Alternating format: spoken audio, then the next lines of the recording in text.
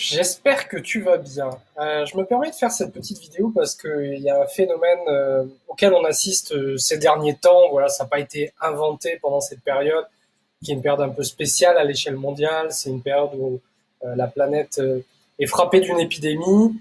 Euh, J'avais juste envie de d'attirer ton attention sur un phénomène qui est courant et qui est à mon sens dangereux. C'est celui de la désinformation.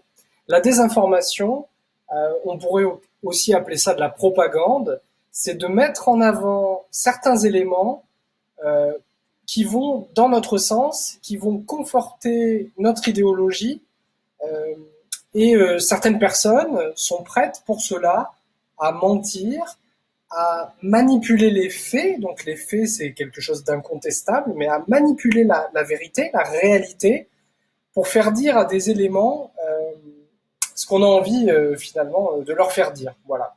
Donc j'avais simplement envie de te montrer ce sur quoi je suis tombé.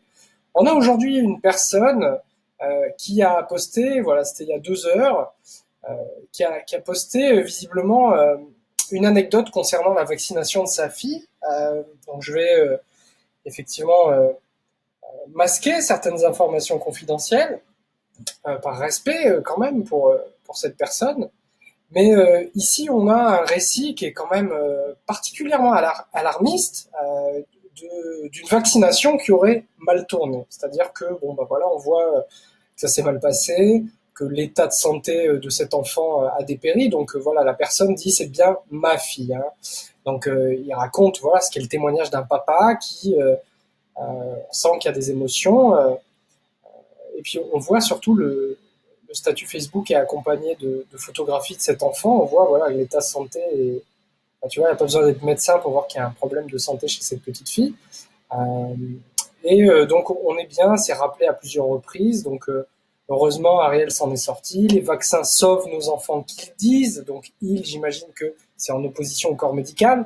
Faites vos recherches, n'attendez pas que ça arrive à votre enfant. Bon, ça c'est clairement un appel à l'action. Hein. En marketing, on appelle ça un appel à l'action. C'est-à-dire qu'on va inviter la personne qui est en train de lire le statut Facebook à faire quelque chose. Et ici, qu'est-ce qu'on l'invite à faire? On l'incite à faire des recherches. N'attendez pas que ça arrive à votre enfant. C'est un levier qui est un levier psychologique de peur, de menace. Attention, ça pourrait arriver à votre enfant, à vous aussi. C'est arrivé à mon enfant, ça pourrait vous arriver. Faites vos recherches. Le problème de faire ces recherches, c'est qu'aujourd'hui, bon, bah, on n'est pas tous et toutes médecins, on n'est pas tous et toutes équipés des connaissances intellectuelles, scientifiques pour traiter ces informations, tout simplement. Et faire vos recherches, c'est une invitation qui est tellement globale, qui est tellement généraliste, qu'on pourrait se retrouver sur Internet d'ailleurs, à gober n'importe quoi, à accepter des éléments qui ne seraient pas la vérité, la réalité. Quand on parle de santé publique, c'est à mon sens des sujets avec lesquels on ne peut pas se permettre de plaisanter, parce que c'est une question de vie ou de mort. La santé, c'est pas un sujet avec lequel on peut, à mon sens, rigoler.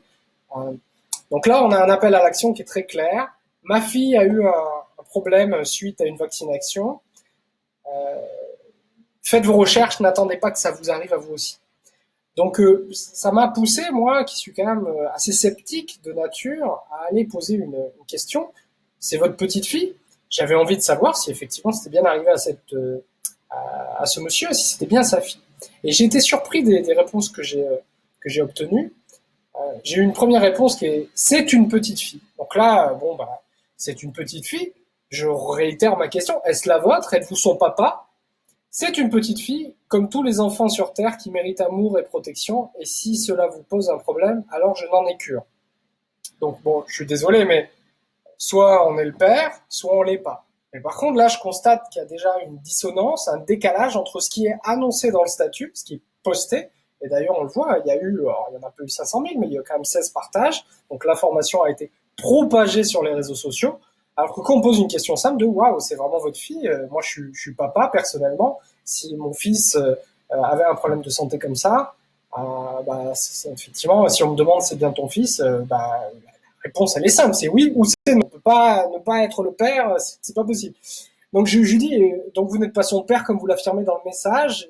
Il répond avec des emojis, des smileys. Je lui reprécise que ma question est sérieuse. Ce à quoi il répond, j'ai arrêté de me justifier, blablabla. Là, quelqu'un dit pourquoi esquiver la question, c'est intéressant. Il ajoute moi seul, c'est ce qui est important pour moi, avec un petit smiley en coin. Et là, bon, une autre personne, peut-être bien, sauf que vous publiez un article qui porte à croire que ce serait votre enfant, il serait sage de préciser le contraire dans l'article. Voilà. Bon, on est face clairement à la maladie du siècle, on pourrait dire, c'est-à-dire la désinformation, la manipulation d'informations. On a d'ailleurs des informations qui arrivent en temps réel. Voilà, la personne a choisi un mode de réponse qui est celui de poster ce petit panneau. J'ai arrêté de me justifier. Elle parle d'amour. Bon, il faut savoir que les personnes, très souvent, les personnes qui sont connectées à une certaine forme de spiritualité, qui parlent d'éveil, malheureusement, et je suis très bien placé pour parler d'éveil, malheureusement, sous couvert d'amour, de bienveillance, d'altruisme, de tout ce que vous voudrez, des valeurs les plus élevées, vont avoir des comportements comme cela, c'est-à-dire diffuser du mensonge, propager de la désinformation, esquiver des réponses, enfin des questions qui sont simples et qui appellent à des réponses simples elles aussi. Donc là, on voit que le débat est toujours en cours, mais cette vidéo, si je vous fais cette vidéo, c'est parce que ça me consterne, je crois que vous le sentez au ton, à l'énergie que j'ai. Je suis consterné par cette attitude, je suis consterné par cette pratique qui consiste à mentir, à tricher, à masquer, à manipuler les faits pour que ça nous fasse réagir. Après, ce sont des personnes qui vont vous dire attention, vous êtes manipulé par les élites, mais c'est des personnes qui n'ont aucun scrupule à utiliser les mêmes stratagèmes finalement, des stratagèmes de manipulation, de mensonge, qui vont déformer la réalité, déformer les faits, pour vous pousser à faire ce qu'elles ont envie que vous fassiez. Et là, bon, qu'est-ce qu'il cherchait, j'en sais rien, mais visiblement, des partages, qu'on parle de lui, voilà, il y a des likes, il y a des commentaires, les gens, c'est inadmissible, plein de bisous, pauvre chouchou, je t'envoie plein d'amour. Forcément, un enfant, bon, on est tous, enfin voilà, moi je suis papa, donc particulièrement touché de voir un enfant dans un mauvais état de santé, mais attention en fait. Attention à ce que vous voyez sur les réseaux sociaux, attention aux informations qui passent sur votre fil d'actualité. Attention, il faut faire preuve, à mon sens, et plus particulièrement maintenant, de nos jours, d'un esprit critique à toute épreuve. Il faut faire attention aux informations que vous voyez passer. Il faut faire attention à cette action qui consiste à propager à votre tour. Il faut savoir que ce qui nous pousse en général à réagir, c'est l'émotion. Et donc là, on a un enfant qui est rouge, qui a l'air en mauvaise santé. On ne sait pas d'où il sort cet enfant. Il nous le présente comme étant sa fille, ma fille. C'est pas moi qui l'invente, c'est bien là avec la date de naissance. C'est la même année que mon fils en plus, donc ils ont à peu près le même âge. Et puis en fait, quand on creuse, on se retrouve avec quelqu'un qui, non, ça n'a pas l'air d'être sa fille. Voilà. Donc méfiez-vous. Une grande prudence, une grande vigilance. C'est une période où les réseaux sociaux sont utilisés à des fins de propagande pour renforcer des idéaux, des croyances. Et faites attention. Faites attention, faites marcher votre esprit critique. Remontez aux sources, essayez de savoir d'où ça vient. Est-ce que c'est réel? Est-ce que c'est concret? Posez-vous des questions. Posez-vous des questions et soyez attentifs aux réponses qu'on vous donne.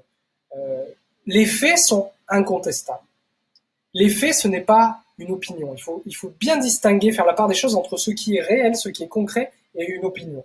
On a le droit de ne pas être d'accord, on a le droit d'avoir son opinion, mais face à un fait, face à quelque chose de factuel, il n'y a plus de débat possible. C'est ta fille, c'est pas ta fille, c'est factuel. Si la personne fait languie, si la personne commence à avoir un comportement, vous voyez, de justification par des grandes phrases, des grandes tirades spirituelles, j'ai arrêté de me justifier quand j'ai compris. C'est des personnes qui vont, quand vous allez pointer du doigt ce type de comportement, vous parlez de votre ego spirituel, à quel point vous êtes une mauvaise personne, à quel point vous avez un comportement qui est mauvais, dégradant, je ne sais trop quoi. Moi seul sais ce qui est important pour moi. Côté suprême comme ça, méfiez-vous, faites attention, et puis prenez surtout soin de vous et de vos proches.